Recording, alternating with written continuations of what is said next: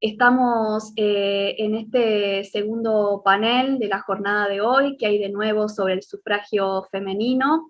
Ya tuvimos una muy interesante jornada hoy a la mañana, donde expusieron Stephanie Mitchell, Ana Lau Jaiven, Nancy Seller y Eugenia Rodríguez Sáenz. Ahora en este panel tenemos a otras 4 reconocidas investigadoras que también van a presentarnos sus trabajos sobre el sufragio femenino en América. Bueno, ya vimos hoy a la mañana la variedad de dimensiones que existen para poder analizar estas temáticas y la continuidad de muchas de esas problemáticas con las que nos convocan desde el presente. Las investigadoras que tenemos ahora en la instancia de esta tarde son Lorena Soler, de la Universidad de Buenos Aires, que tuvo un inconveniente y se va a sumar un ratito más tarde, Claudia Montero, de la Universidad de Valparaíso, María Laura Osta Vázquez, de la Universidad de Montevideo, y Adriana Balobra, de la Universidad Nacional de La Plata. Así que bueno, a todas ellas, mi más... María Laura Osta es de la Universidad de la República, de la ciudad de Montevideo. Perdón.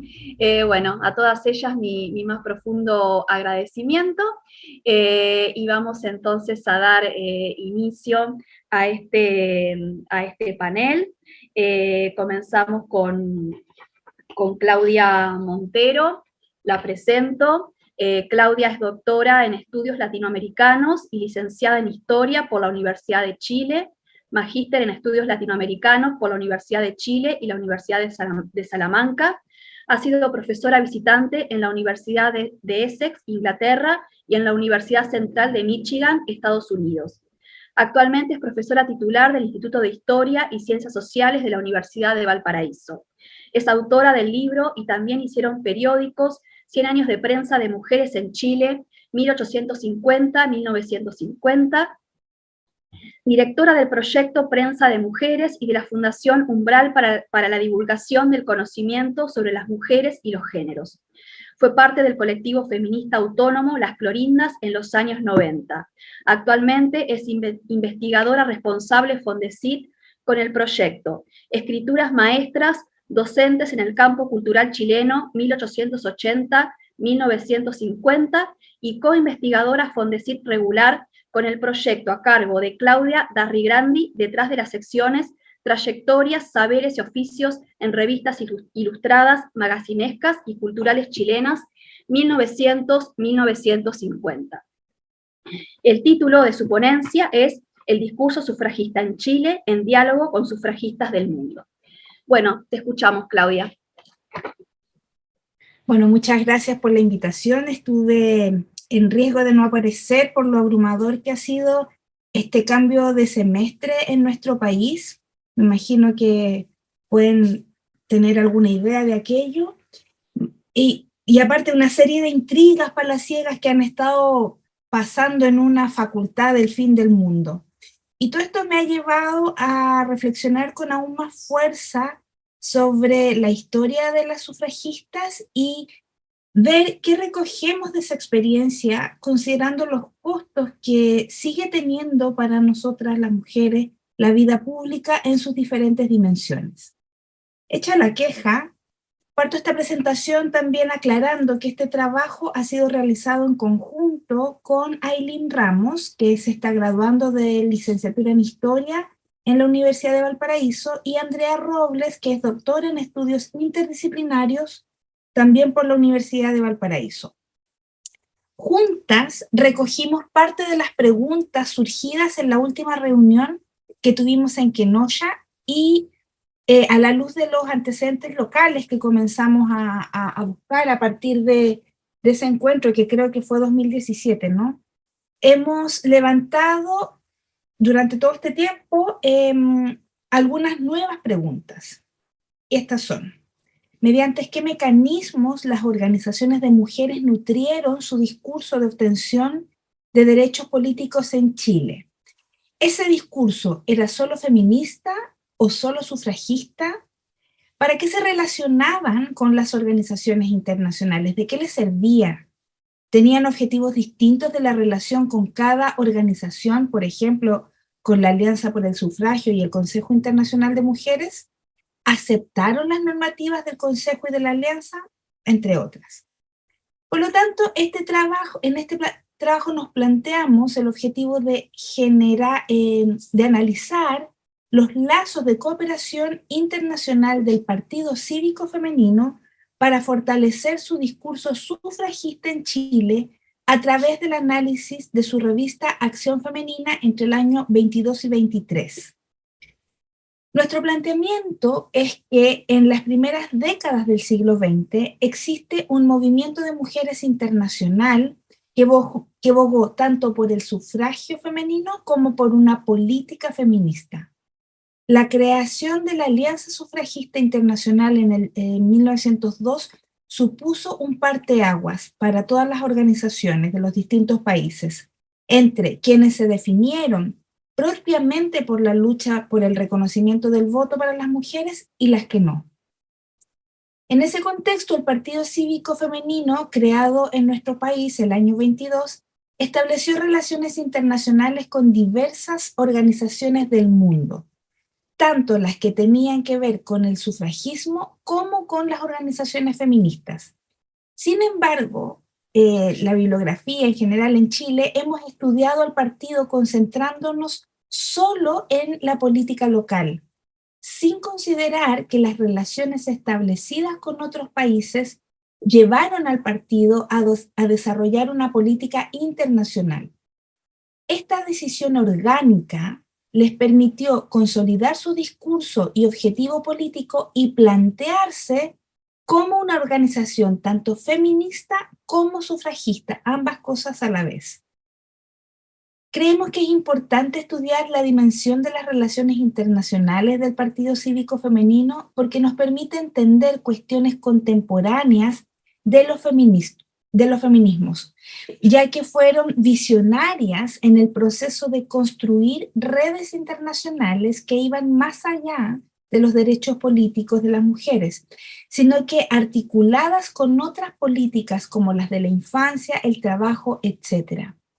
Entender este movimiento ligado a los derechos humanos, como se ha planteado en los últimos años, para el caso chileno significa considerar nuevos elementos antes obliterados de esta historia del sufragio, lo que nos hace volver a la temática enfocándonos en cómo funcionan juntas las diversas dimensiones de la demanda, las dimensiones internacionales, nacionales, sectoriales y de la orgánica misma del partido.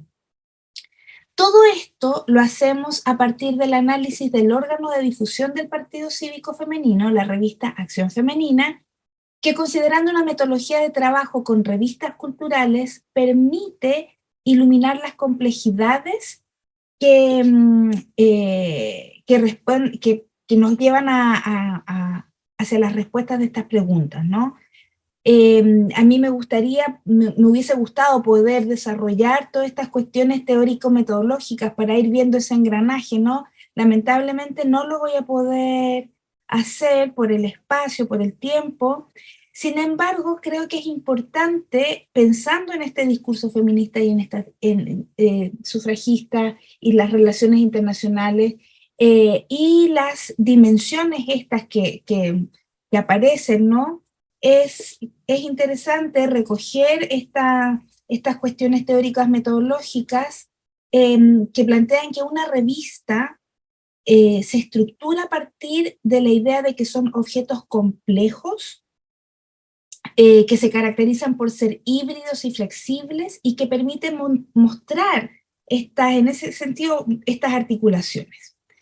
Tengo un primer apartado que es el estado del arte, que es cómo se ha estudiado el sufragio en Chile en general y específicamente al Partido Cívico Femenino, que este es un trabajo bien interesante porque se consolidó a partir del trabajo que hicimos en Quenocha, y entonces creo que me lo voy a saltar, aunque básicamente lo que digo es que son los trabajos que se han hecho en Chile se han concentrado en una primera etapa de la historia de las mujeres de género en Chile en los años 80, hubo algunos avances en los 90, muy pocos en el año 2000, casi no existen trabajos recientes realizados sobre nueva evidencia del fenómeno, por lo que se siguen repitiendo tesis sobre el voto femenino en Chile para iniciar cualquier trabajo sobre temas de mujeres en la esfera pública y política, ¿ya? Pero sin embargo no ha habido avances sustantivos en el último tiempo. Yo espero que este sea este trabajo que estoy presentando ahora forme parte de un nuevo empuje hacia nuevos trabajos, ¿no? Sobre el Partido Cívico Femenino, los trabajos también son bien escasos y en general poco profundos, incluidos los que he hecho yo. El Partido Cívico Femenino fue uno de los primeros partidos políticos en Chile, fundado en el año 22. Los diversos trabajos que lo analizan lo caracterizan a partir de las declaraciones del propio partido en su revista Acción Femenina. Y esto significa que es caracterizado como un defensor de la igualdad de las mujeres en el plano civil y político, porque buscaban la consecución de los derechos sin atacar ideológicamente el orden social que definía la desigualdad de las mujeres. Eso es lo que generalmente se dice. Julieta Kirkwood define el feminismo del Partido Cívico Femenino como moderado, moralizante y con un leve atisbo de revolución sombría, así lo dice. Estas afirmaciones han llevado a considerar al partido como una organización de mujeres y no feministas. En esa lógica también encontramos el trabajo de Gaviola y otras que afirman que la organización no tenía una tendencia ideológica clara dada su moderación y porque sería una organización conformada por una extrema heterogeneidad de sus miembros. Quien les habla ha criticado esas posturas, planteando que estos análisis no han considerado el momento en que se formó el partido, en el que las mujeres estaban en absoluta indefensión y fueron sus primeros ejercicios de formar organizaciones estables y con una presencia importante en el espacio público. Si bien no está falta de tensiones, su discurso muestra una crítica a la sujeción de las mujeres y plantea una fuerte defensa por los derechos femeninos, aunque en ocasiones haga eco de los discursos sociales que definen a las mujeres en relación con la domesticidad y el ángel del hogar. Tenemos por otra parte, como segundo punto, el contexto internacional de la división entre sufragistas y feministas en esto que se llama también la primera ola del movimiento internacional de mujeres. Y entonces, como ya me imagino que fue más desarrollado más temprano, yo lamento que me equivoqué de hora, entré tarde, así es que escuché a las últimas dos colegas, así es que sé que abordaron esta cuestión. El inicio del siglo XX comienza a configurarse bajo el liderazgo de organizaciones de mujeres norteamericanas y europeas, lo que Leila Rupp ha llamado la primera ola de este movimiento internacional de mujeres. La fundación en 1889 del Consejo Internacional de Mujeres, junto a la Alianza Internacional por el Sufragio Femenino, surgida en 1904, y la Liga Internacional por la Paz y la Libertad, creada en el 1915, fueron configurando el escenario de este movimiento internacional de mujeres. Este se articuló a través de la creación de estructuras organizativas de participación internacional, programas de trabajos amplios, la realización de congresos, alianzas y una red de contactos entre mujeres de diferentes naciones, generalmente dirigidas por intereses anglosajones. Sin embargo, la historiografía ha percibido estas primeras instancias desde una mirada crítica, evidenciando ciertas discrepancias y tensiones que derivaron en divisiones del movimiento. El Partido Cívico femenino chileno se sumó a este movimiento internacional, estableciendo vínculos con las dos primeras organizaciones. Aunque el tipo de intercambio que el partido estableció con el Consejo por una parte y con la Alianza por otra estuvo circunscrito a los programas y discursos que impulsaban estas organizaciones. En especial la diferencia programática entre ambas respecto al sufragio. El feminismo, como movimiento social y política desde sus inicios, ha incorporado una dimensión internacional. Las similitudes en las demandas y temas recurrentes de reivindicación feminista despertaron el interés en organizaciones nacionales por integrar una comunidad internacional de mujeres. El Consejo Internacional de Mujeres fue la primera iniciativa que buscó construir esa comunidad internacional, la que se forjó bajo este sentido de pertenencia a un movimiento amplio. Entonces, el Consejo se planteó como este espacio de encuentro y debate, y por lo tanto optó por la unidad de las organizaciones de mujeres, definiendo estratégicamente sus objetivos de manera amplia y dejando la cuestión del voto en un lugar secundario. Esto a pesar de que sus iniciadoras eran las dos de las más importantes sufragistas norteamericanas y líderes de la Asociación Nacional Estadounidense de Mujeres Sufragistas. Me voy a saltar unos pedazos porque quiero llegar a la parte de Chile, ¿no? En Chile se creó el Consejo Nacional de Mujeres en el 19 por iniciativa de Celinda Arregui de Rodicio y dirigido por Amanda Labarca. Este se enfocó en obtener el reconocimiento de derechos civiles para las mujeres chilenas, gestiones que terminaron con la promulgación de la Ley Massa, legislación que reconocía la potestad de las madres y autorizó a las mujeres casadas a la administración de sus bienes.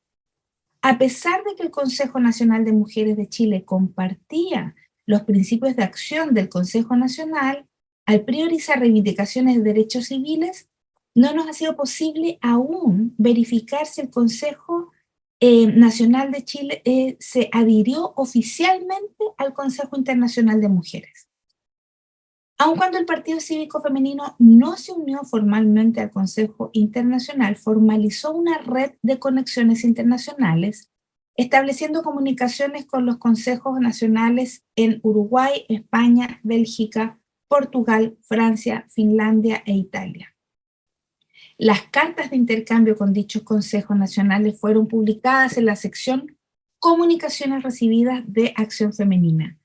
Entre los propósitos de publicar estas cartas estaba el de dar cuenta de la incorporación del Partido Cívico a la comunidad formada por estos consejos nacionales, junto con probar su seriedad y legitimidad a nivel nacional a través del apoyo de estas organizaciones provenientes de Europa y Latinoamérica.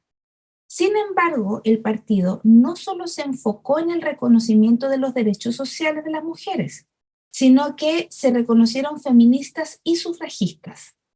Los esfuerzos por el reconocimiento del derecho político de las mujeres chilenas motivaron el intercambio del Partido Cívico con la Alianza Internacional por el Sufragio Femenino. La alianza emergió como esta ramificación del Consejo Internacional con un objetivo claramente político, la obtención del sufragio. La resistencia del Consejo de priorizar la lucha por el sufragio la condujo Carrie Chapman, esta nueva presidenta de la Asociación Nacional Estadounidense de Mujeres Sufragistas, junto a Millicent Fawcett, ¿no? Bueno, está el Consejo de Berlín, me quiero saltar cosas porque quiero llegar al análisis. En el Consejo de Berlín en 1904, donde las 33 delegadas asistentes establecieron como objetivo de la organización asegurar el derecho al voto de las mujeres en todas las naciones y el principio de que el voto es el único medio legal y permanente de defender los derechos a la vida, la libertad y la búsqueda de la felicidad. La afiliación a la alianza se realizaba a través de una incorporación de la Asociación Nacional del Sufragio Femenino del país solicitante. Esto es importante. En caso de no existir ese tipo de colectividad, se permitió que una organización feminista pro sufragio se afiliara en representación del país. Esta última opción es la que, a la que recurrió el Partido Cívico Femenino, solicitando su afiliación en representación de Chile en 1923. Y así fueron invitadas a participar del congreso de ese año, que fue en Roma, en Italia. Ahora me voy a ir al análisis propiamente de estas relaciones internacionales del Partido Cívico a partir del trabajo con la fuente que es esta revista. Sería muy bonito poder mostrarle todo el vaciado de tablas que hizo Aileen Ramos, que está muy, muy útil, ilumina muchas cosas, ¿no? El Partido Cívico se puso en la órbita del sufragio femenino, del sufragio internacional, al contactar a la Alianza Internacional pro Sufragio Femenino, utilizando los lazos internacionales como estrategia política para influir en la política nacional. Su programa contempló esto en el primer artículo de su programa, y la implementación se puede ver en una sección específica de la revista que se llama Estas comunicaciones recibidas. Esta sección habla de la ubicación, pensando en esta teoría y metodología de las revistas culturales. Es decir, que la revista da cuenta del lugar de la organización, en tanto que la revista es cómo se materializa en el espacio público esta organización, ¿ya? Por lo tanto, la revista quiere ocupar un lugar en un contexto dado, en este caso, la demanda por el sufragio femenino. La sección está compuesta en su mayoría por cartas de respuestas a una comunicación iniciada por el partido, evidenciando la importancia que adquieren las relaciones y de un lugar, y pone al Partido Cívico como en un lugar de impulso o de acción para formar parte de esa red. El partido se encargó, como una primera actividad, de informar a otras organizaciones de su nacimiento, entre ellas el Consejo Nacional de Mujeres de Uruguay, el Consejo Supremo de Feministas de Mujeres Españolas, el Consejo Nacional de Mujeres en Bélgica, el Comité de la Alianza Internacional de Sufragio Femenino y el Consejo Nacional de Mujeres en Portugal. Todas organizaciones parte de un movimiento pro sufragio. Siguieron las comunicaciones con la Women's Freedom League, la Secretaría General del Partido Feminista Nacional en Argentina, el Consejo Nacional de Mujeres Francesas, el Consejo Nacional de Mujeres de Finlandia, el Consejo Nacional de Mujeres Italianas por la vicesecretaria de Exterior, Emilia Santillana, y eso. Las relaciones que tuvieron las organizaciones contactadas con respecto a las comunicaciones recibidas fueron desde la cordialidad y la alegría, que significa saber para estas organizaciones la existencia en Chile del partido y que había ahí una noble causa común que las unía, ¿no? Estos lazos de cooperación se vuelven interesantes cuando la respuesta que recibe da cuenta del interés del Partido Cívico Femenino por la Asociación Internacional pro Sufragio. La carta fue recibida el 25 de febrero del 23, publicada en la revista el mes de abril, y esto no solo da cuenta que tendrían en consideración la solicitud del partido de pertenecer a la alianza, piden además desde Roma direcciones para enviar la invitación al próximo congreso. El Partido Cívico Femenino intentó influir en la decisión sobre el origen de estos delegados políticos que representaran a Chile. La invitación, además, se reforzó en el siguiente número de la revista, donde expusieron la información importante que recibieron de la secretaria de la Alianza, en donde le comunicaban a las miembros del partido que habían enviado de manera oficial la invitación al presidente Arturo Alessandri de ese momento, junto con la petición de que éstas intercedieran para que Chile enviara una delegación al próximo Congreso. La invitación que recibió el presidente da cuenta de que las organizaciones femeninas tenían como objetivo no solo influir, sino que involucrar a los políticos para que las demandas feministas fueran instalándose. La acción política, educativa y propagandística del partido estuvo establecida en los estatutos, en sus estatutos, junto con los lazos de solidaridad en las condiciones sociales, políticas y civiles de las mujeres en Chile. A pesar de nacionalizado su impronta de educación cívica. La sección que indagamos para los lazos internacionales posee una gradualidad de la información respecto a las organizaciones que fueron contactando. La cooperación se dio entonces desde un intercambio de información vital para el desarrollo del partido, como lo fue tener en su poder estatutos, revistas de diversas organizaciones, como también lazos de diplomáticos de cooperación con las organizaciones antes mencionadas. También constatamos que existió intención implícita de generar puentes de organizaciones, con organizaciones feministas, sufragistas, y de esta manera articularse como organización con sentido de movimiento. Las estrategias políticas del partido por levantar las demandas feministas involucraron los lazos internacionales gestados en pos de influir en esta política nacional. Identificar estos lazos internacionales de cooperación fueron vitales para dar cuenta de ello, ya que los apoyos recibidos por las organizaciones sufragistas se tradujeron en una réplica directa a Alessandri mediante esta invitación al Congreso, ¿no? De esta manera damos cuenta que el discurso sufragista fue instalándose en el país mediante los apoyos, perdón, es que no estaba viendo directamente, perdón. Los apoyos del partido en virtud de fortalecer este discurso sufragista en Chile, analizar los lazos de cooperación internacional del partido, se vuelve interesante desde esta perspectiva de sentido de movimiento de carácter nacional. En la revista lo que vemos son más o menos 3 estrategias para fortalecer su discurso que solo voy a enunciar. Lo primero es recoger entrevistas, réplicas y discursos de políticos influyentes sobre la demanda sufragista. Hay una lista ahí de personajes interesantes que entrevistaron. Después dar cuenta de experiencias de sufragismo, y entonces aquí es como el partido hace una mirada de estas experiencias extranjeras, considerando principalmente los efectos que significó en el universo político la ampliación de los derechos. Y en tercer lugar, un discurso sobre el sufragio, que son las propias posturas del partido en torno al tema.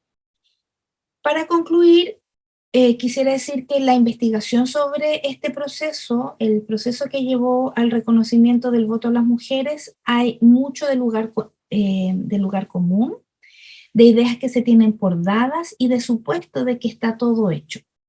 Sin embargo, lo único claro que tenemos es que hay más preguntas que respuestas, más agujeros negros que claros y muchas dudas y poco espacio para dar cuenta de todo eso.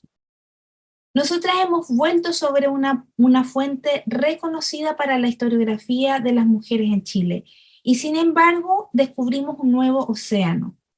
Por una parte está la idea consagrada de que el feminismo es internacionalista per se. Pero, ¿qué significó ese ser internacionalista? Creemos que no alcanza con respuestas que apelen a la natural solidaridad de las mujeres, sino que en ella hay mucha estrategia política para posicionarse en un contexto hostil y donde requerían legitimidad, la que podría venir de unas sólidas redes internacionales. Otro tema es cómo, con la perspectiva de los años, podemos abrir el foco para analizar a una organización más allá de sus propias declaraciones. Los 2 años que revisamos de revista son previos a la primera gran crisis política institucional del país del siglo XX, 1924. Tuvo una intervención militar, un posterior golpe y terminó con una nueva constitución en 1925.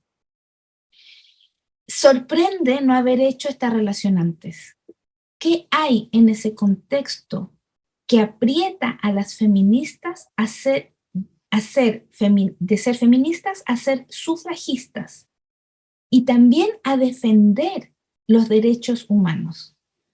Agradezco de verdad el desafío de juntarnos cada tanto para discutir estos temas que son supuestamente tan conocidos, del que podemos reconocer nuevas puntas, ¿no? Tal vez por los lentes que nos entrega en Chile la esperanza de esta nueva constitución en el año 22, 100 años después de las páginas de Acción Femenina que analizamos acá, y que seguro las autoras también aprobarían en este próximo septiembre. Muchas gracias.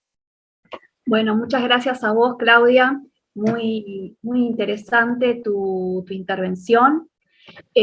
Vamos a darle ahora la palabra a María Laura Osta Vázquez. María Laura es doctora en Historia Cultural por la Universidad Federal de Santa Catarina, Brasil. Realizó su postdoctorado en Historia de la Infancia con la beca Caldeiro Barcia de la ANI, la Agencia Nacional de Investigación e Innovación de Uruguay. Es docente de Historia en el Consejo de Formación en Educación de Institutos Normales. Es investigadora nivel 1 de la ANI, profesora en Flaxo, Uruguay, docente de la Universidad de Montevideo. Es miembro de la Sociedad Uruguaya de Historia de la Educación y de la Asociación Uruguaya de Historiadores, AUDI, miembro investigador honorario de CEDEI y de la Comisión Directiva de la Sociedad Rodoniana. Ha ganado diversos premios y becas, entre ellos en el año 2015 el premio Elsa Chaney de Laza. Ha publicado diversos artículos en revistas arbitradas y es autora de los libros La infancia del torno, Imágenes resistentes, El sufragio, una conquista femenina, y de educación y secularización en Hispanoamérica. El título de su ponencia es Brasil y Uruguay, pioneros en la discusión por el voto de las mujeres en América Latina. Te damos la palabra, María Laura. Bueno, muchas gracias. En primer lugar quiero agradecer bueno, a Adriana Malobra, a ti, Anabela, a todo el Centro Interdisciplinario de Investigaciones en Género de la Universidad de La Plata. Celebro estos encuentros, celebro esta invitación también y la agradezco mucho, que con mucha alegría la acepté. Lo que voy a compartir acá es parte de un capítulo que me publicaron hace poco en una revista, en un libro, perdón, una compilación de Brasil. Y bueno, y que es parte también de un proceso que fui haciendo durante mi doctorado, que lo que hice fue estudiar a Brasil y a Uruguay desde una mirada comparativa, en el proceso de discusiones del voto de las mujeres en ambos países. Y bueno, hoy concretamente lo que traigo acá es, bueno, las primeras veces, ¿no? Acá en la presentación veo que le cambié el nombre de la presentación porque me gustó más este título que puse, Brasil y Uruguay, encuentros sobre el voto de las mujeres, porque mi idea era justamente encontrar como esos puntos de encuentro que se fueron dando entre ambos procesos. Y bueno, si querés pasamos a la segunda diapositiva. Bien, uno de los objetivos que entonces me propongo en esta presentación es visibilizar estas primeras discusiones que hubo, tanto en Brasil como en Uruguay, compararlas entre ellas, encontrar puntos de encuentro entre ambos procesos, resignificar algunos conceptos que se manejan ahí en estas discusiones, ¿no? Argumentos que se van a defender, y bueno, rastrear algunos de los pensadores que están citando esos parlamentarios también, que en estas discusiones lo van a hacer. ¿Tá? Entonces, en 15 minutos, creo que va a salir en hora porque me lo preparé, voy a presentar. Si querés pasar para la otra diapositiva. Bueno, acá un poco las fuentes que fui trabajando, ¿no? Los discursos de las discusiones, ¿verdad? En los anales de la Constituyente de Brasil, de las Cortes de Portugal, de la Cámara de Diputados de Uruguay también, prensa y bibliografía. Si querés ya pasamos a la otra. Bien. Bueno, acá algunos puntos, no todos, pero sí algunos de los más importantes que fueron coincidencias, encuentros entre los procesos de Brasil y de Uruguay. Primero, que en ambos países se va a dar que van a votar primero las mujeres de hecho que de derecho, y en 1927, tanto en Cerro Chato como en Río Grande do Norte, en Brasil, encontramos estas prácticas antes de que puedan hacerlo de derecho, ¿no? Donde mujeres ejercen el sufragio de hecho. Después, el año de aprobación fue el mismo también, 1932, Brasil fue por un decreto de Getúlio Vargas, y en Uruguay fue por aprobación de ambas cámaras, ¿verdad? Después otros puntos de encuentro fueron, bueno, Paulina y Berta, Paulina Elvis y Berta Lutz, que fueron en ambos países como una de las líderes más importantes que se pusieron a los hombros la lucha por el voto de las mujeres, y que entre ellas hubo intercambios, bueno, fueron sufragistas reconocidas y tuvieron muchas cosas en común, también diferencias, pero sí algunos aspectos que no voy a entrar hoy porque hoy no es el tema de la presentación, pero sí fueron puntos de encuentro. También lo mismo con Juvenal Lamartine y Baltasar Brum, que fueron también hombres impulsadores del voto de las mujeres en ambos países y representantes de esta lucha también. Si querés ya pasamos a la primera intervención, que esta primera intervención fue un proyecto de ley que se presentó en 1822 por un diputado por Bahía en las Cortes de Lisboa. Fue un proyecto que fue escrito en el 21, el proyecto en sí no lo encontré, lo busqué por varios lugares y no lo encontré en varios archivos. Sí encontré la intervención que hizo en las Cortes, ¿no? Este diputado. Y bueno, con esa intervención, pero sé que existió en algún momento el proyecto que no está, no figura en los archivos, lo estuve rastreando en Portugal, en Brasil, y no lo encontré.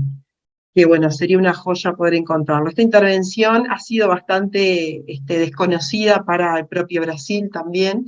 Increíblemente yo la rastreé acá en el Parlamento de Uruguay, buscando justamente las discusiones, me encuentro con una obra que se llamaba la Reforma Electoral, que fue escrita en 1931 por un periodista riograndense, y ahí él hace referencia a esta primera propuesta del voto para las mujeres. A partir de ahí me empiezo a focalizar, a rastrearlo, encuentro un libro escrito por este mismo Borges de Barros, donde en una de sus poesías hace referencia a esta primera propuesta que propone para postular los derechos de las mujeres, los derechos políticos. Así que bueno, fue ir rastreando por referencias de terceros hasta que encontré en el archivo del Parlamento de Portugal, pude encontrar la intervención de él. Bueno, Domingo Borges de Barros había sido formado en Derecho, como la mayoría de los políticos de este periodo, ¿verdad? El primer periodo sufragista,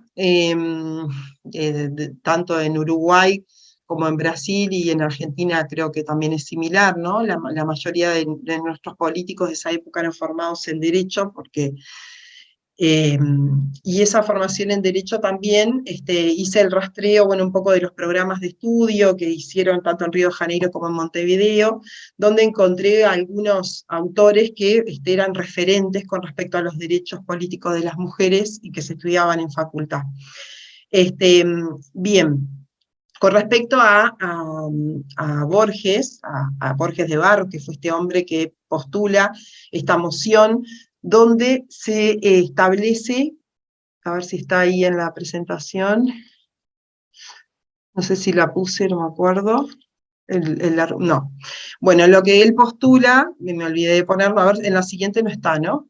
A ver la cita si está, no. Entonces vuelve para atrás, donde él postula justamente que se otorgue el voto a las mujeres, el derecho del voto de las mujeres, a las madres que han sido madres de más de 6 hijos, ¿no? Con el argumento maternalista, ¿no? Aquellas mujeres que han tenido más de 6 hijos pueden votar. Esa fue la moción que presentó, que por supuesto no salió, ¿no? pero sí quedó como un antecedente importante por la época, por lo temprano de la época, hasta 1822, Stuart Mill todavía no había publicado sus obras, ni siquiera había tenido la actuación política en defensa de las mujeres, que fue como el referente que todos los políticos citan sobre los derechos políticos de las mujeres. Entonces, primero que nada, bueno, esta intervención tiene una argumentación maternalista, ¿no? En segundo lugar, tiene una argumentación también populista, porque es de más de 6 hijos, ¿no? Promoviendo justamente que el aumento de la población. Y en segundo lugar, otro de los argumentos que va a utilizar es nosotros, los ciudadanos, tenemos como obligación filial, ¿no? Con nuestras madres, el darles el voto, ¿no? Como una dádiva, como un deber de ser hijos también. Entonces, me parecía interesante como indagar en esos conceptos, ¿no? Primero, que era propio, el argumento maternalista va a ser un argumento muy utilizado en las discusiones parlamentarias, no era propio de él, pero sí va a ser, va a ir de la mano con lo que se llamó el voto familiar, ¿no? Esta idea de que, bueno, que también se manejó en Francia, se adelantó, porque en Francia fue creo que en el 48, este concepto del voto familiar, que aquellos ciudadanos con más de tantos hijos podían votar, ¿no? Poniendo la condición en el número de hijos. Entonces, bueno, acá Borges de Barros se va a adelantar ese concepto también. Después, si querés pasar para la próxima. Bueno, estos como 3 aspectos importantes que ahí destaco en la presentación, que me parecía como a resaltar, ¿no? El concepto vinculado en cuanto a la argumentación, la maternidad, la población, el aumento de la población y la obligación filial. Si querés pasar. A ver si... Bien. Bueno, la investigadora Ana María Collin, que es brasilera, que también hizo ese rastreo en el 2013, publicó un artículo. Ella va a hablar de Borges de Barros y lo va a señalar como un liberal que entendía el sufragio universal que debía ser conferido a todos los ciudadanos de un país, independientemente de su condición social, de sexo, de color o religión. Pero, si bien estoy de acuerdo con esta apreciación de Ana María, también creo que este voto estaba limitado, ¿no? No era para todas las mujeres, o sea que tampoco era que no valiera el argumento sexual, ¿no? De todas las mujeres, de por ser mujeres podían votar, sino que eran no todas las mujeres, sino aquellas que fueran madres de más de 6 hijos, ni siquiera todas las madres, ¿no? Bueno, entonces esas limitantes también, que eran propias de la época, pero nos da esa pauta y nos da ese reflejo de qué sufragismo, de qué tipo de votos para las mujeres estaban proponiendo, ¿no? Bien, después, ya está, disculpen que voy acá. Bueno, después en la segunda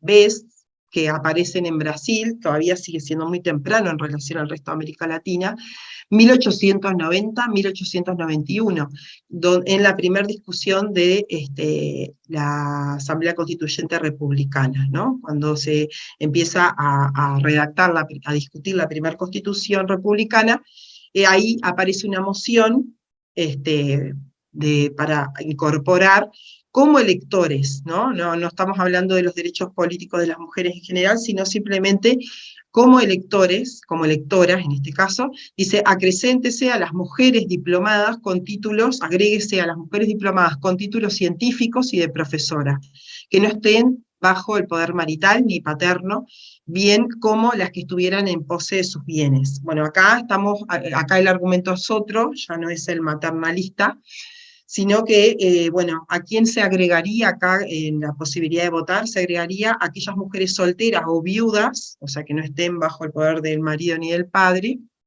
mayores de edad, que tengan su comercio, o sea, que tengan independencia económica, que tengan también una formación, ¿verdad?, que tengan títulos científicos y de profesora, dice ahí, ¿no? O sea, que demuestren capacidad, no todas las mujeres tampoco, sino aquellas mujeres que hayan demostrado independencia de los hombres, porque no son casadas o porque son viudas, no dependen de esos maridos, que estén preparadas intelectualmente, o sea, que demuestren inteligencia e independencia de los hombres con respecto al intelecto, y además que demuestren independencia económica. Esos son como los argumentos que rigen en esta presentación que se postula en la constituyente. Si querés pasar para la otra.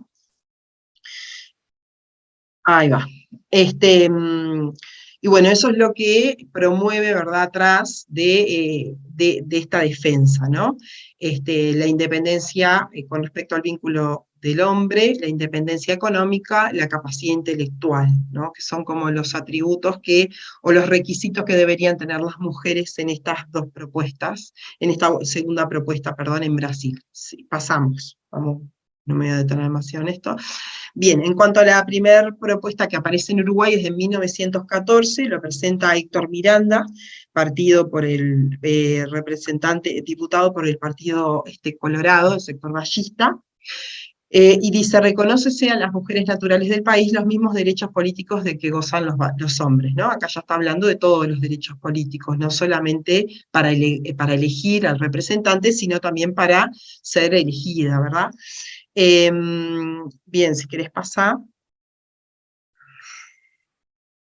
Bueno, acá esto es un cuadro que es, pero no sé si se ve bien, no sé, al final no sé si hice bien en ponerlo, se ve muy chiquito, donde muestra, en esta investigación que hice en Uruguay y Brasil, las distintas discusiones y, bueno, cuáles fueron los autores o las referencias intelectuales más citadas, ¿no? En la presentación de Stuart Mill, sobre todo en la discusión de propósitos, ¿no? Cuando él desarrolla la argumentación de por qué está postulando el voto para las mujeres, los derechos políticos para las mujeres, fue muy rica, sobre todo en que demostró intelectualmente el bagaje cultural que tenía, el conocimiento que tenía con respecto a las lecturas de las trayectorias feministas, ¿no? Citó muchas feministas, pero los autores más citados, y los autores que también coincidían con Brasil, fueron Spencer y Stuart Mill, ¿no? Spencer en primer lugar y después Stuart Mill. Si querés pasar a la otra. Bien,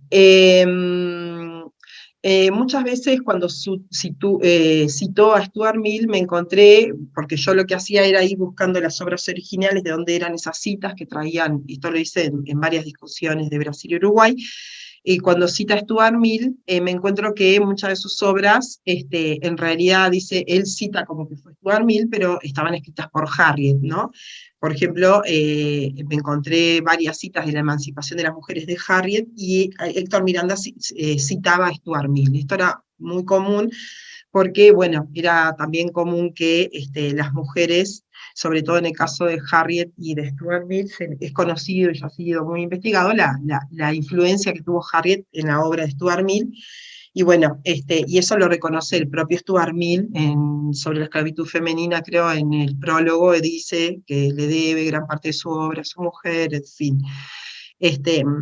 Entonces, fueron citas de Spencer en primer lugar, después de Stuart Mill, y bueno, pero en realidad eran muchas de Harriet, también había algunas de Stuart. Bien, pasamos a la siguiente, perdón. Bueno, mirad a lo que va a hacer en esta argumentación, en este desarrollo de argumentos, va a rebatir todos los conceptos con respecto que se han ido desarrollando en esa época, 1914, hasta 1914, en contra de por qué las mujeres no deberían votar, ¿no? Los expresados por la Liga Antisufragio, bueno, aquellos que expresaban primero que era anticonstitucional, porque bueno, nuestra constitución vigente en esa época, que era la de 1830, no consideraba a las mujeres como ciudadanas, Entonces, la propuesta es anticonstitucional. Después, aquellas que hablan sobre la capacidad de las mujeres, que son menos capaces que los varones, en fin, él fue contraargumentando todas los puntos que se defendían en la época para no otorgarle el voto a las mujeres. El tributo de sangre, que muchos decían, bueno, si las mujeres quieren votar, deberían brindar el tributo de sangre, ¿no? Que el tributo, bueno, es el servicio militar obligatorio, que en esa época era obligatorio. Y esto incluso en Brasil se llegó a discutir, y recuerdo que Carlota Pereira, ella dijo, bueno, las mujeres podemos alistarnos, sí, para hacer el servicio militar obligatorio, si eso es lo necesario para poder votar, nos alistamos. Y ahí, bueno, hubo una separación con Bertalut dijo que no estaba de acuerdo, en fin, hubo una discusión dentro de las mismas feministas brasileras con respecto al tributo de sangre. Bueno, con respecto entonces no voy a entrar en todas las citas porque fueron 9 citas de distintas obras de Spencer, por ejemplo, pero sí acá una traje como ejemplo nada más, porque no sé, yo creo que ya estamos en hora. Ni ahora ni nunca el ejercicio de los derechos políticos ha estado condicionado a la presentación del expuesto de sangre, como se comprueba en estos 4 hechos, dice Miranda, apropiándose de los argumentos que Spencer desarrolla. Las mujeres que han intervenido directamente en la guerra no han gozado, sin embargo, de aquellos derechos, ¿no? Entonces, bueno, si el argumento es que las mujeres para tener el voto deben ir a la guerra, bueno, entonces, ¿qué pasa con aquellas mujeres que han estado auxiliando en la guerra, luchando también en la guerra, y sin embargo no se les dio el derecho al voto? El segundo argumento, los hombres que no intervengan en la lucha armada poseen estos derechos en toda su plenitud cuando han llegado a determinada edad, ¿no? Entonces, bueno, ¿qué pasa también con los hombres mayores o que por distintos problemas no van a la guerra? Entonces, ¿por qué siguen votando igual? Los hombres cuando no han llegado a determinada edad no tienen derechos políticos porque se le impongan obligaciones militares. En fin, como ahí contraargumentando siempre, no voy a seguir en este punto, pero siempre contraargumentando contra el tributo de sangre, que es esto de el servicio militar, ¿no? Si las mujeres quieren votar, deben hacer el servicio militar. Si querés pasamos a la siguiente, ya estamos terminando, no me mates. Estamos terminando. Bueno, acá simplemente las reflexiones finales que siempre hay que poner, ¿verdad? Fui medio a salto de mato, dijeron acá, pero bueno, fui muy rápido. Pero la idea era dar un pantallazo un poquito de lo que hice en este trabajo, y bueno, en mi trabajo de doctorado que hice en Brasil, como compartir un poco esto. Bueno, a pesar de que ambos países fueron pioneros en la defensa de los derechos políticos de las mujeres, esta defensa no fue universal, como vimos, ¿verdad? Ni promovida para todos, ni tuvo éxito de aprobación. Sin embargo, abrieron camino para que el tema de los derechos políticos de las mujeres se ponga en discusión. Las mujeres que fueron dignas de defensa de sus derechos políticos en Brasil fueron aquellas que habían sido madres, letradas y que tenían independencia económica. En Uruguay, en el primer proyecto, las mujeres promovidas, si bien eran todas las mayores de 21 años, partían de una mirada esencialista y bajo un discurso también maternalista, atravesado por el argumento de tributo de sangre. En el sentido de, bueno, si los hombres, si hay que pedir un tributo de sangre, bueno, las mujeres con la maternidad, esto no lo había dicho, por eso lo explico ahora, las mujeres a través de la maternidad están pagando su tributo de sangre, ¿no? Entonces, démosle el voto a las mujeres porque ellas son las madres de la nación, y ahí ese discurso maternalista que atraviesa esta argumentación, ¿no? Es interesante dejar planteado que a pesar de la gran influencia de a partir de la segunda mitad del siglo XIX, que Stuart Mill tendrá en la formación universitaria de los varones políticos, que van a discutir estos proyectos, el feminismo que los movía era un feminismo diferencialista o esencialista, que buscaba otorgar este derecho por las peculiaridades de su sexo.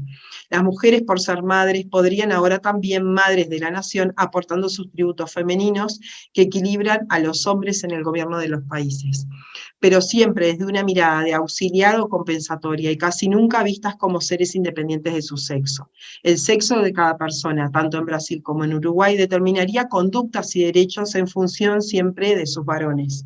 Deberían esperar recién hasta 1932 para poder recibir ese derecho. Y bueno, y en el 38 en el Uruguay, que fue cuando lo ejercieron, ¿no? Así que bueno, nada, eso es todo y bueno, muchas gracias. Bueno, muchas gracias, María Laura.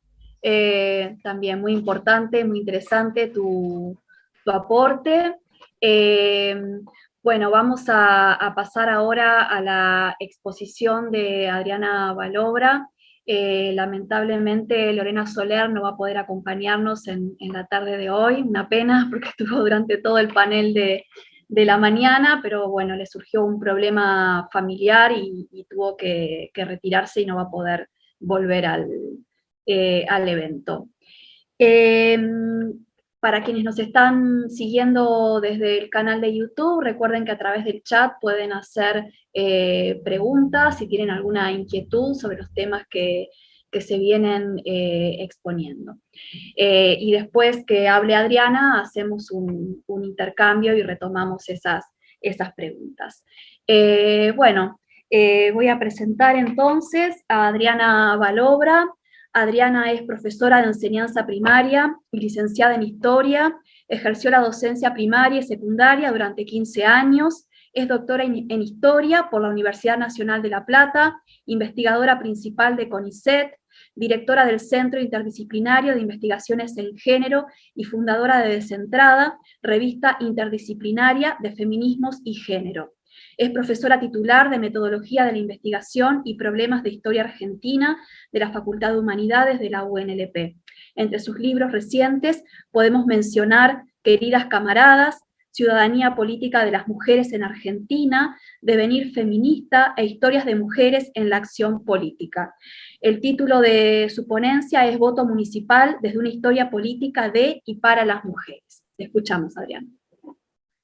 Bueno, muchas gracias, Anabela. Primero agradecer nuevamente la posibilidad de compartir este panel esta jornada de conferencias que surgieron un poco a invitación de la revista Historia Regional, donde estamos haciendo un dossier que tiene el mismo nombre de la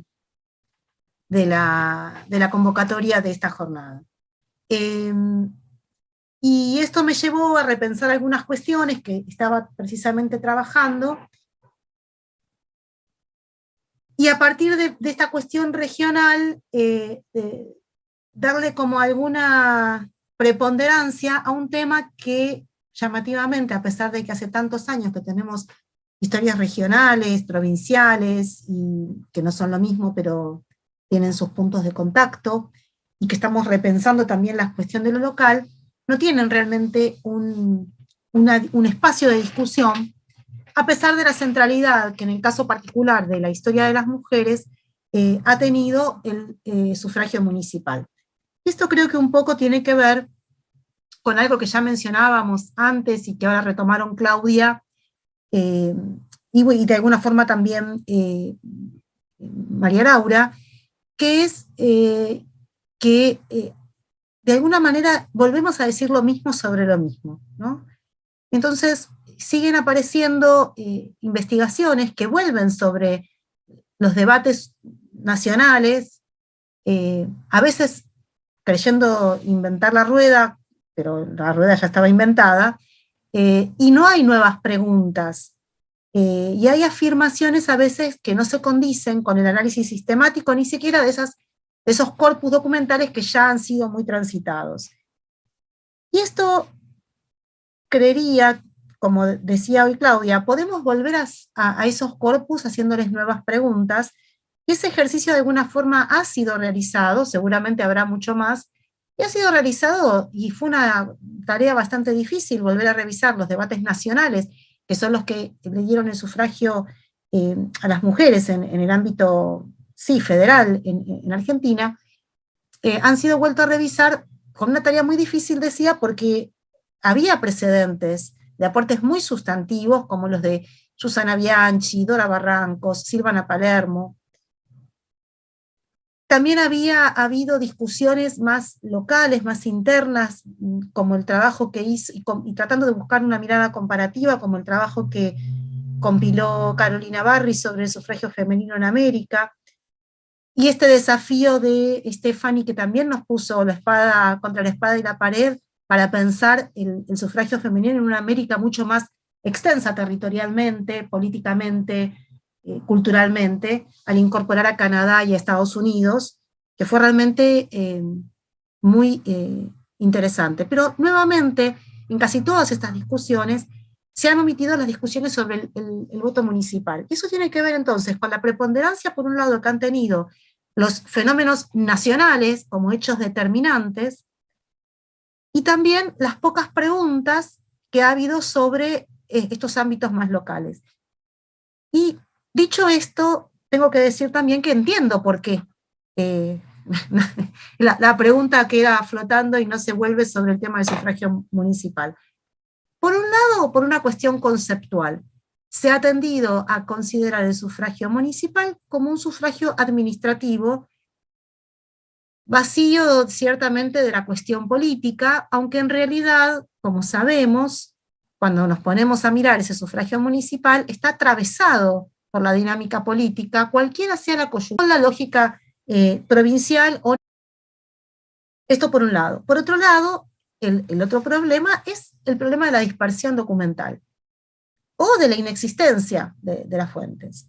Y justamente en el caso del sufragio femenino, yo en esta ocasión voy a volver sobre mis propios pasos, porque cuando creí que ya había por lo menos determinado las ausencias, me encuentro con que tengo que seguir determinando las ausencias y no puedo terminar de confirmar ni fechas ni dar precisiones, pero este es un problema que nos invita a continuar con la investigación. Necesariamente tenemos que continuar con la investigación, porque precisamente los dos antecedentes en Argentina de sufragio municipal efectivo son antecedentes que presentan muchas dudas. No son los únicos, porque no son los únicos en los que efectivamente se proyectó la idea de sancionar el sufragio municipal, pero sí son los que en principio se efectivizaron esas propuestas. El primero es el caso de San Juan. El caso de San Juan, tradicionalmente, fue asumido que fue Sarmiento quien sancionó los derechos de las mujeres en sintonía con una idea civilizatoria de Sarmiento.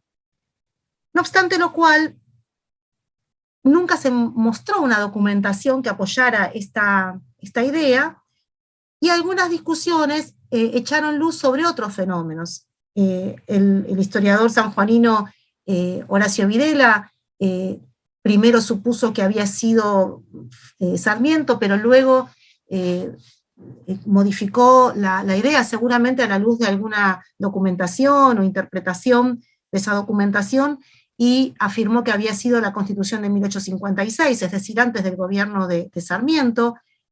Luego otra historiadora, Susana Ramela, a quien agradezco haber tenido un intercambio telefónico durante la pandemia, donde yo estuve desarrollando parte de esta investigación, que había empezado a trabajar en 2012, pero que recién en el momento de la pandemia pude sentarme a sistematizar ese material. Ella ve que fue en 1878. No obstante, en ninguna de las dos constituciones se ha visualizado que en los artículos efectivamente, en el apartado correspondiente al régimen electoral municipal, dijeran expresamente que las mujeres estaban incluidas. Esto por supuesto que no quiere decir que no lo estuvieran, quiere decir que cómo sabemos que estuvieron, esa es la gran pregunta. Y en el caso de la Constitución de 1878 lo sabemos porque en el debate constitucional los diputados lo expresaron, y no quedó asentado en la Constitución expresamente porque consideraron que al referirse a contribuyentes estaban incluidas las personas que fueran varones de origen nacional, mujeres de origen nacional y extranjeros contribuyentes. Ese debate se saldó de esa manera. Ahora bien,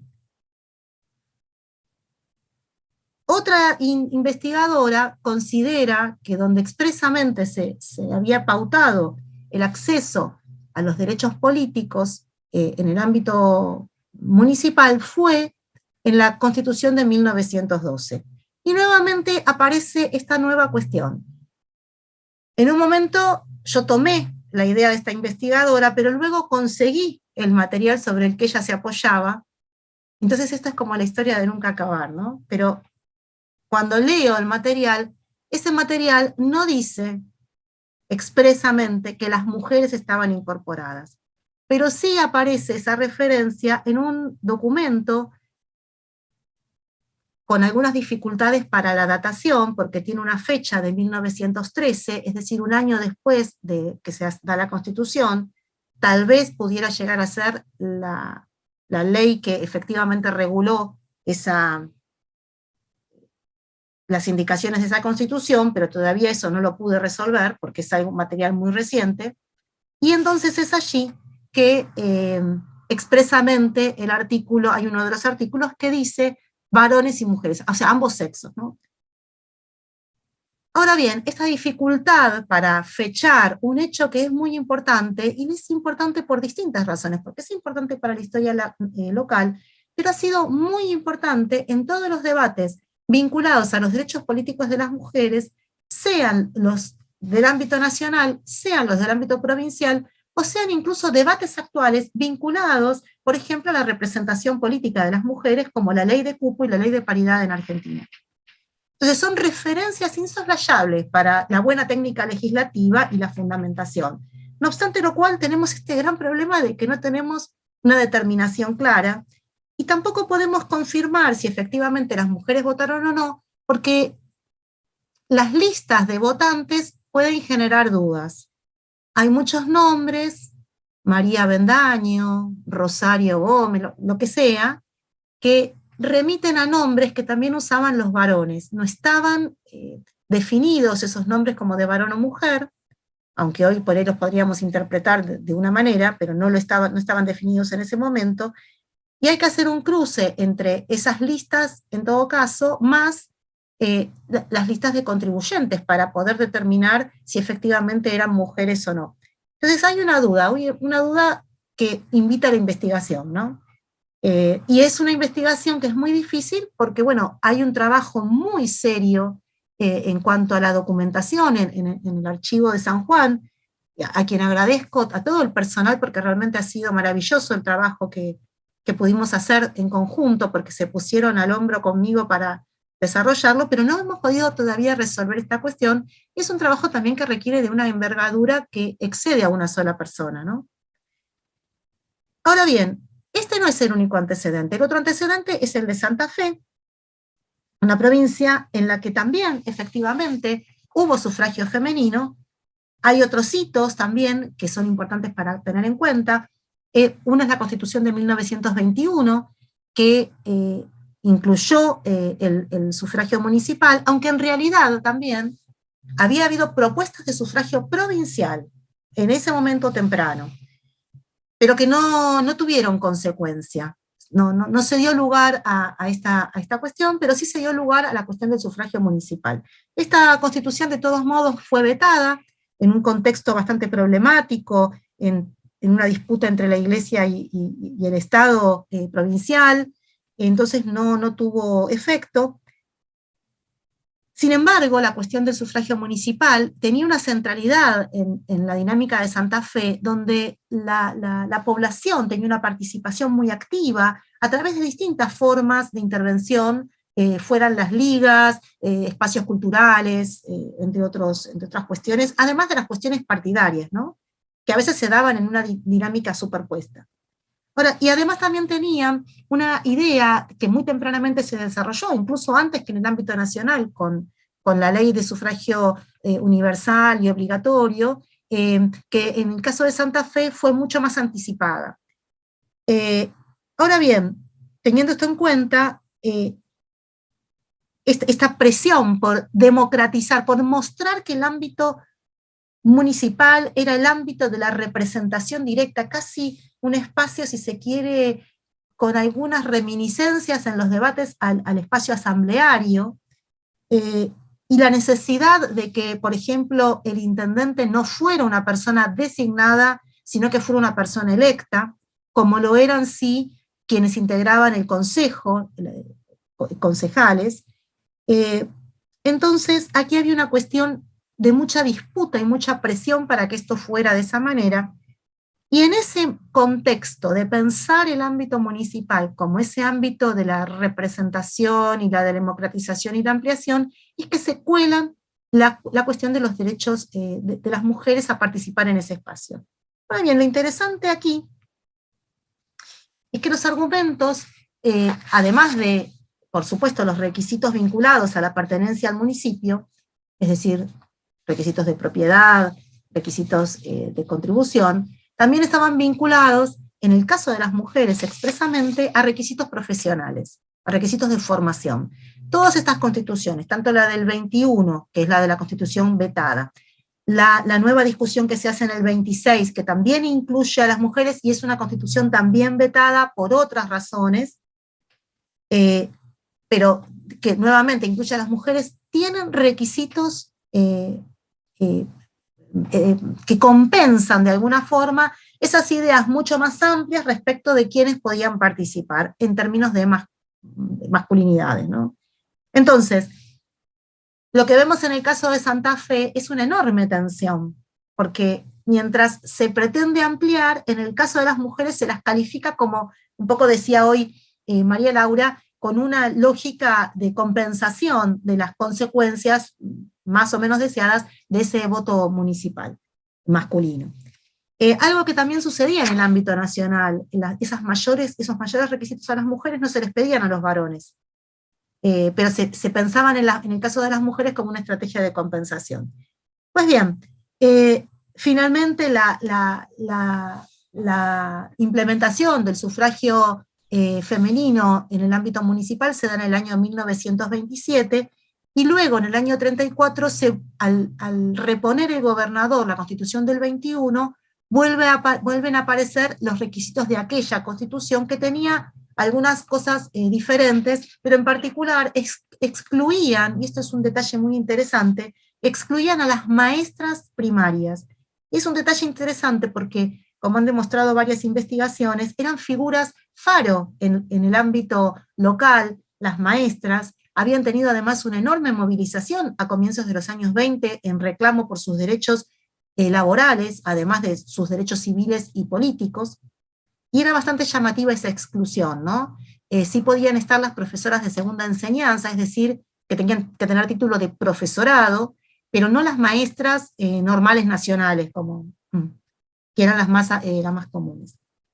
Muy bien, dicho esto, y en los años 30, efectivamente las mujeres ejercieron sus derechos políticos también en Santa Fe. Entonces, dicho esto, y retomando también alguna cuestión vinculada a los argumentos que mencionaba María Laura, hay algunas cuestiones que son interesantes para preguntarse. Tradicionalmente se ha dicho que el sufragio femenino municipal era un sufragio deseable porque las mujeres estaban más vinculadas al ámbito local, y que era como una extensión de su espacio doméstico.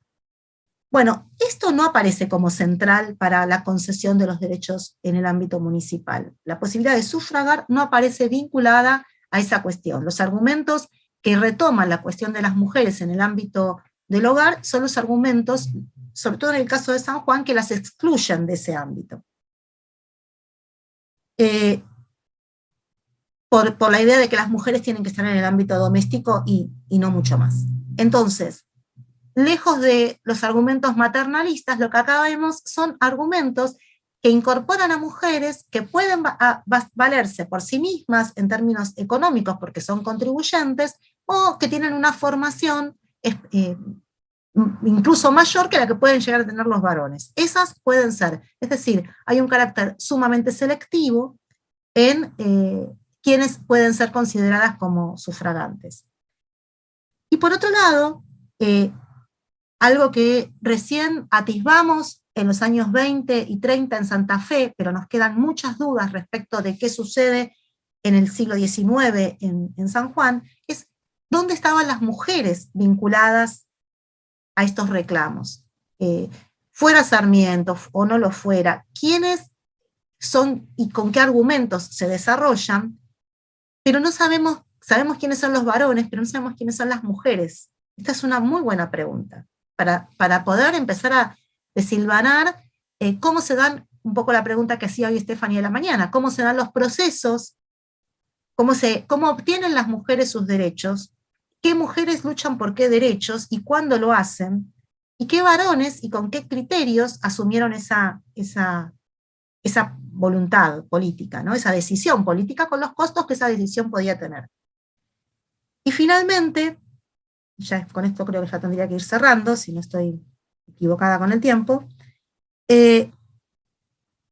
me parece que es interesante porque el sufragio municipal, como decía antes, siempre vinculado en los debates con las dinámicas de otros niveles, el provincial y el nacional, precisamente por una idea gradualista o etapista respecto de cómo iban a obtener los derechos las mujeres.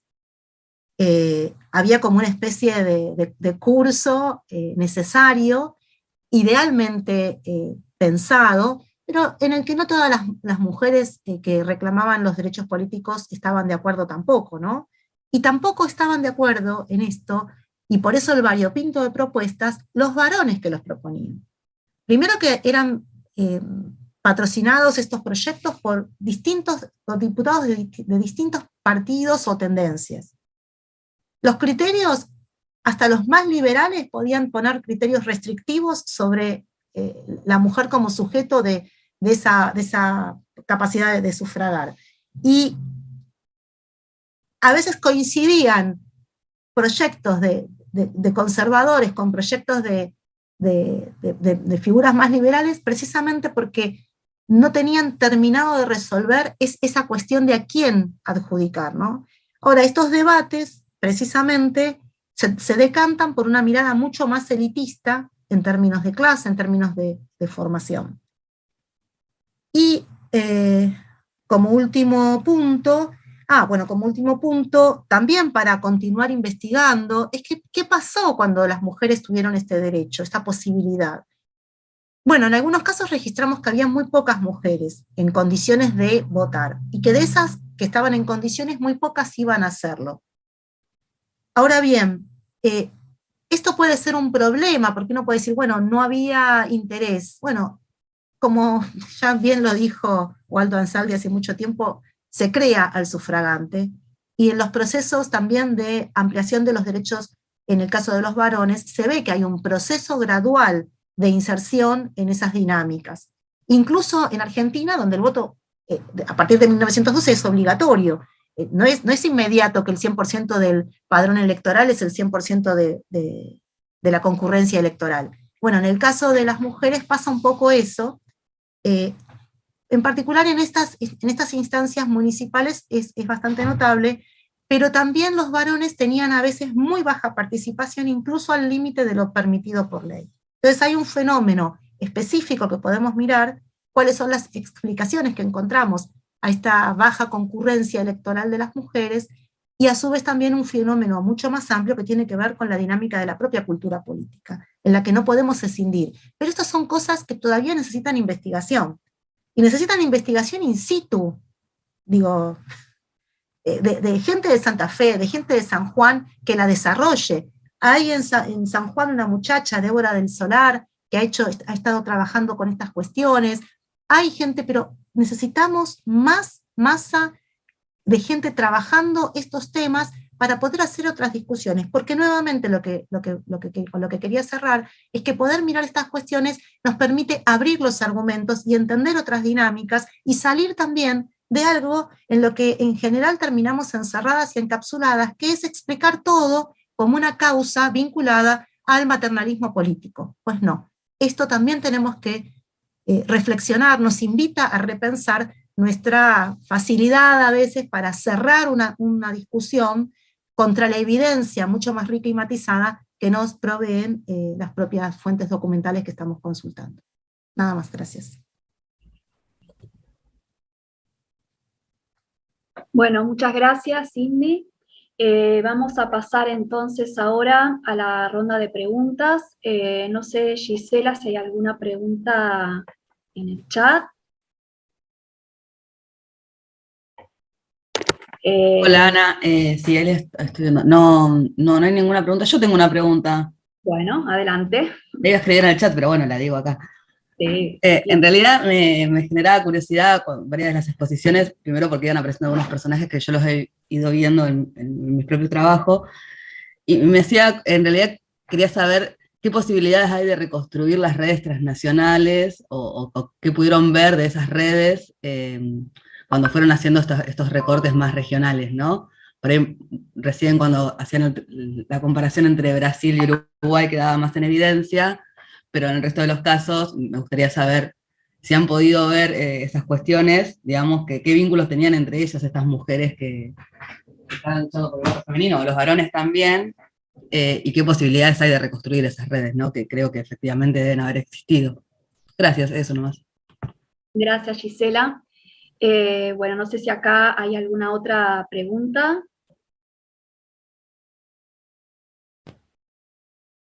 Bueno. Hay una pregunta de Marcela Viñoli, está escribiendo. Ah, bueno. ¿Qué está escribiendo en el chat? Sí, que en realidad, si no, no es pregunta. De paso, bueno, formulo yo son preguntas muy, muy puntuales para María Laura, de quiénes eran quienes votaban. Por otro lado, Stephanie hoy a la mañana, bueno, que planteaba esta cuestión de cómo en la medida en que se van dando ampliaciones democráticas, también hay restricciones, exclusiones, digo, en el caso de Argentina lo pensamos concretamente con la ley Sáenz Peña, en cuanto a que al otorgar el derecho de votar a los varones excluyó explícitamente a las mujeres. Yo no me lo había planteado hasta este momento en términos de las exclusiones que se dan dentro de las propias mujeres, ¿no? Pensando también en la idea de interseccionalidad que planteaban hoy a la mañana. Bueno, en ese caso también les pregunto a todas si observan, bueno, algunas cuestiones ya las han mencionado en cuanto a la cuestión de la calificación. Me pregunto sobre todo en Brasil cómo está jugando ahí la cuestión étnica, racial, digo, si se puede ampliar un poco más en ese sentido. Y en el caso de Indy me quedé pensando en los argumentos que excluían a las maestras del voto en Santa Fe, si esos argumentos tenían más que ver, si están esos argumentos, si tenían más que ver con una cuestión de la calificación, de que tal vez la calificación de estas mujeres no era suficiente, o si pasaba más por el argumento maternalista de que como eran maestras no podían votar por la asociación entre esa profesión y el maternalismo. Bueno, más o menos esas son mis preguntas. No sé si ya está la pregunta de Marcela en el chat.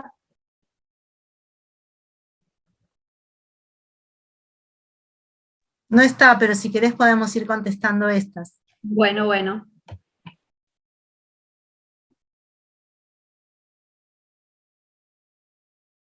María Laura, ¿querés arrancar? Bueno, sí, claro. Bueno, en realidad en cuanto a esta pregunta que me hacía Anabela sobre qué representatividad había de estas mujeres de hecho votando, en realidad era muy poca, ¿no? En el caso de Río Grande do Norte, fueron 15 mujeres de hecho que votaron. Y bueno, y acá en Cerro Chato no tengo el número exacto porque no se ha investigado en profundidad ese tema. ¿En Sí qué año, tengo María Laura, me recordás? 1927, en ambos lugares. Y en Cerro Chato también fueron pocas porque, bueno, eran las mujeres que estaban en la localidad del interior, así que no tengo la cifra exacta, pero bueno, sería cuestión de hacer el rastreo en los archivos, ¿verdad? Correspondientes. Pero sí sé que fue por iniciativa de una mujer que era brasilera, ¿no? Buscando estos cruzamientos, la iniciativa de que las mujeres también votaran en esa decisión fue para elegir si Cerro Chato pertenecía al departamento de 33 o Durazno, ¿no? Para designar a qué departamento pertenecía. Bueno, surge la iniciativa de votar y surge la iniciativa de que las mujeres voten, de hecho. Bueno, en realidad votaron, pero no se tuvieron en cuenta, porque quedó como en suspenso, en la nada, no fue considerado el resultado de ese voto, así que hasta el día de hoy sigue sin resolverse a qué departamento pertenece. Sigue siendo Cerro Chato independiente, ¿verdad? Pero en realidad sí, fueron muy pocas, ¿verdad? Y fue una iniciativa que en este caso surge de una mujer brasilera, en el caso de Río Grande do Norte fue por Juvenal Lamartín, que fue quien lideró y apoyó este movimiento, o este movimiento de hecho, pero bueno, que quedó también un poco sin resolverse, ¿no? Porque después faltó bastante para que se apruebe de derecho. Y bueno, y en el caso de Uruguay recién en 1938 lo ejercen, ¿no? Primera vez. Así que faltó bastante, como 11 años para que pudieran votar. No sé si contesté tu pregunta, Anabela, si iba por ahí. Sí, sí, muchas gracias, María Laura. Ah, Bueno, tenemos más hay una pregunta más, no sé si... Claudia, ¿querés contestar? Ah, perdón.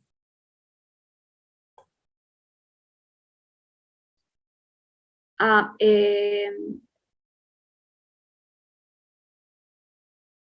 a ver, Eugenia, te doy la palabra y haces la pregunta directamente. Sí, bueno, tengo problemas con la imagen, entonces, bueno, voy a hablar, me van a disculpar. Me parece muy interesante esta observación de este hallazgo que tuvo y que también se refleja en los otros trabajos de la restricción del voto para las maestras de primaria, esto que mencionaba Indy. Y entonces esto tiene que ver con que era un grupo mayoritario, expandir mucho más el electorado, y esto iba a poner en riesgo los objetivos de control y expansión del poder de los partidos políticos a nivel local, porque vos mencionabas que las profesoras de secundaria sí se les permitía, pero bueno, si las profesoras de primaria eran una fuerza mayoritaria y además contestataria, ¿verdad? Pues por ahí no sé, ¿verdad? Valdría hacerse la pregunta, ¿verdad? Si ampliar demasiado el electorado, incluyendo a estas maestras, podría haber implicado, ¿verdad?, un riesgo para los partidos políticos. Nada más. Gracias, Eugenia. Lo del magisterio. Efectivamente, a fines del 19, de la década del 10 y comienzos de la década del 20, del siglo XX, hubo una notable movilización de maestras en distintos puntos de la Argentina, por reclamos de distintos derechos.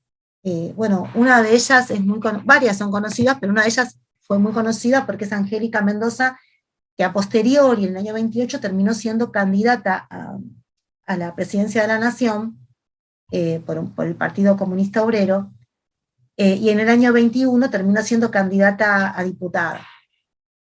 Pero yo no estoy, a ver, no lo puedo afirmar lo que propone Eugenia, aunque es un argumento que por supuesto que lo pienso, pero no lo puedo afirmar porque en realidad las propuestas no se explayan. Y lo que sí establecen es que tienen que tener una formación terciaria. Y el magisterio era una formación de colegio secundario, porque el magisterio se recibían al terminar la escuela secundaria si es que había distintas posibilidades, el bachiller, que era el que garantizaba el ingreso a la universidad, el liceo, que tenía más que ver con la dinámica de lo comercial, y la escuela normal, que era la que tenía que ver con la inserción docente. Entonces terminaban el colegio secundario y ya podían ejercer la docencia. En cambio, el profesorado tenían que estudiar otros años más, aparte de la escuela secundaria. Entonces, en ese sentido, entiendo que la restricción tenía que ver con una mayor calificación, universitarias, que ejercieran profesiones liberales, y terciarios, ¿no? Fuera, en este caso, las profesoras. Pero bueno, no lo puedo descartar, lo que no puedo todavía es confirmar que efectivamente fue así esa idea. En principio, el carácter tan selectivo fue muy acotado, pero bueno, todo lo demás no lo puedo decir, por lo menos respecto del sufragio femenino, que fue muy crítica la situación de las maestras dejando las aulas para hacer una huelga. En algunos casos, en algunas provincias, reprimidas las maestras con sus estudiantes de escuela primaria, fue tremendo, es decir, fue también romper con esas imágenes idealizadas del magisterio, ¿no?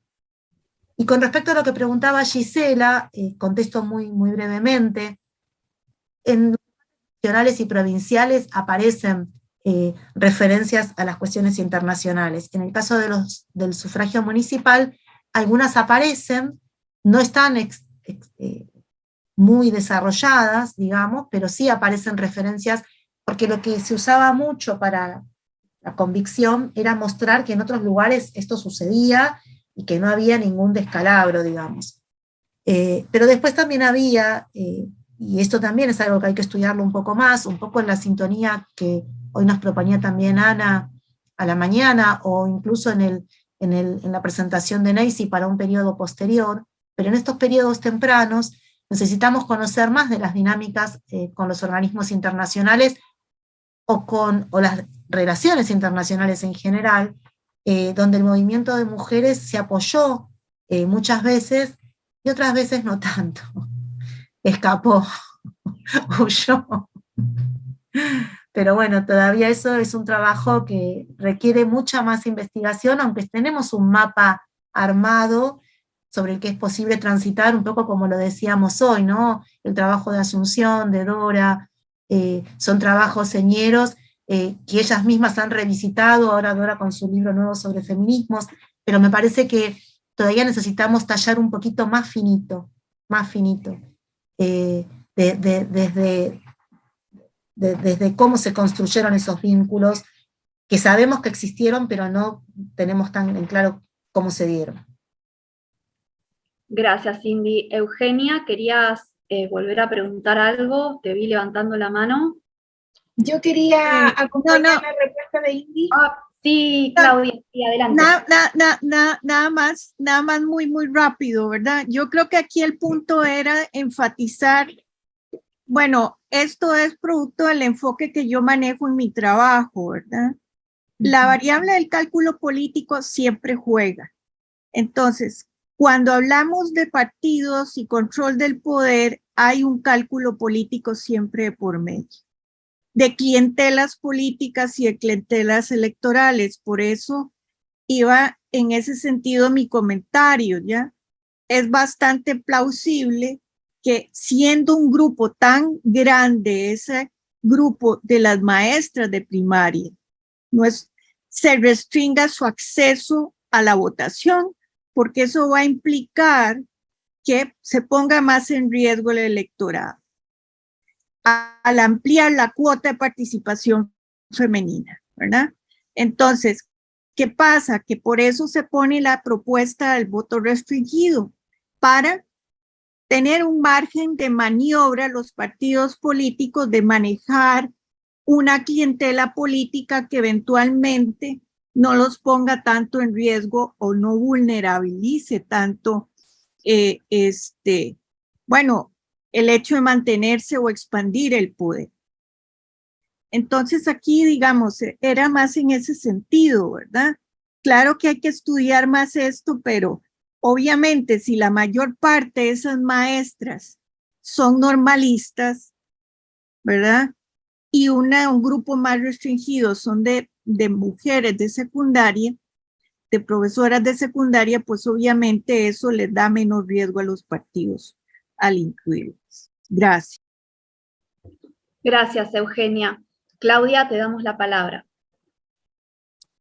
Bueno, solo para acompañar la respuesta de India a propósito de las relaciones internacionales, yo creo que también que se pueden rastrear, se pueden reconstruir, lo que fue lo que tratamos de comenzar a hacer con las chicas y que presentamos acá con Andrea Robles y con Aileen Ramos, pero utilizando solo la propia fuente del Partido Cívico Femenino y no necesariamente yendo a otros archivos.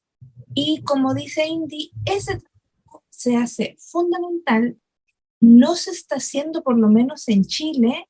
Yo creo que faltaría una impulsora como Stephanie cuando nos invitó al libro anterior, que nos pongamos el tema, bueno, rastreemos y compartamos entre todos estos archivos, pero claro, está difícil sin financiamiento, porque en Chile yo he perdido, por ejemplo, todos los financiamientos que tenían que ver con avanzar sobre la historia del voto, no han resultado. Yo no conozco a nadie en este momento que esté sobre el tema, y se necesita ir a mirar, se necesita horas, por ejemplo, en el Ministerio del Exterior de los respectivos países.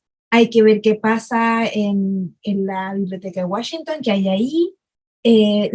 A propósito de la biografía de unas escritoras, gestoras culturales, mi colega Damaris Landeros, lamentablemente se me olvidó los nombres, comenzó a rastrear la biografía y claro, ella descubrió que una pareja de escritoras partieron a Baltimore a este congreso que hubo en Baltimore y se perdió el rastro. Entonces ella dice, yo creo que se murieron en el campo, tuvo un accidente y se murieron, si nunca volvieron, ¿qué pasó? O tenemos que ir allá a ver qué pasó. Bueno, en fin, creo que hace falta mucho archivo. Vos sabés que, perdón, coincido con esto que estás diciendo, Claudia, pero vos sabés que esto también nos hace ver una historia, al no tener acceso a esas fuentes cruzadas, nos hace ver una historia de una más cierta manera. Hoy Ana tiró alguna idea respecto de las propuestas desde América Latina para hacer eventos panamericanos, y la reunión de Baltimore en realidad no fue propuesta originalmente por las norteamericanas, sino que fue una propuesta de Alicia Moró de Justo, bastante antes. Lo que pasa es que al no poder cruzar las fuentes, lo que vemos también es la historia de sí mismas que construyeron las que hicieron el evento finalmente, y cómo quedó de lado, bueno, en este caso una propuesta, y no iba a ser en Baltimore, iba a ser en Buenos Aires. Sí. Bueno, y a mí me pasa, por ejemplo, tratando de reconstruir esos lazos, solo usando la fuente de las propias protagonistas, lo que tú estás diciendo, bueno, pero ¿qué hay detrás? Claro. ¿Qué hay más allá de, ay, qué rico que se formaron? ¿Pasó algo? Hay otra cosa, Claudia, por ejemplo, estos eventos que son tan importantes para ver los diálogos que tuvieron y los desencuentros que tuvieron, sabemos del primer Congreso Femenino de 1910, sabemos del tercer Congreso Femenino de 1928, nadie sabe que continuaron, pero en el medio hay uno, que se hace en el 25, acá está Gisela Manzoni, que algo de esto ya planteó y problematizó, que es en Chile, y no tenemos mayores precisiones. Imagínate. Dora lo menciona, Dora Blancos me refiero, Gisela fue también rastrando, hay elementos para continuar esta indagación, pero bueno, tenemos que, son esos congresos que empiezan en un país, siguen en otro, pasan a otro, las denominaciones son inestables, y también los costos de poder hacer esa investigación cruzada son muy grandes. a ver, sería súper bueno que pudiéramos poner en común esto, porque, por ejemplo, lo que yo les decía en Chile hubo ese año, fue nueva constitución. O sea, el caos que debe haber habido en este país, que anda a saber tú dónde fue, quién registró, quién recibió. O sea, si es como si hoy día fuera el Congreso feminista acá en Chile. O sea, pasaría así muy por debajo. Bueno, muchas gracias. Les leo la pregunta de Marcela Vignoli. Pregunta, dice, quisiera saber si tienen alguna hipótesis sobre la manera en que Chapman Catt evade la existencia de feministas sufragistas en su gira latinoamericana y logra presentar el feminismo del sur como más atrasados. Stephanie Mitchell dice, faltan trabajos sobre interseccionalidad, los efectos de las varias extensiones, los vínculos entre sufragistas nacionales e internacionales, y no solo panamericanas, sino también europeas y panhispanas, la visualización de todas las fechas relevantes en cada país, municipal versus regional versus federal, restringido calificado versus universal obligatorio versus optativo, etc. Sí, una buena síntesis. Yo lo de Carrie Chapman no puedo contestar. Sí he visto algunas cartas que se intercambiaron, pero no. Tengo material como, pero no puedo, no lo tengo sistematizado. Creo que Ana, que ahora lamentablemente no está, tenía algunas ideas sobre esta situación de Carrie Chapman. Yo creo que también en muchas cosas aprovechan también algunos desencuentros entre las propias sufragistas, feministas en América Latina. No era todo un lecho de rosas, había muchos conflictos entre Paulina Luisi y Alicia Moró. Paulina Luisi además estaba vinculada con Elena Arizmendi, y tenían unas posiciones tomadas respecto de quienes dirigían la batuta al norte y al sur. Alicia Moró no entraba en ese cálculo, tampoco creo que le interesara mucho, pero bueno, molestaba. Y las cartas son realmente tremendas las que se intercambian. Y lo mismo pasa un poco, ¿no?, con las visitas. ¿Quiénes capitalizaban estas visitas? ¿Qué implicancias tenía para ellas a nivel nacional y a nivel internacional?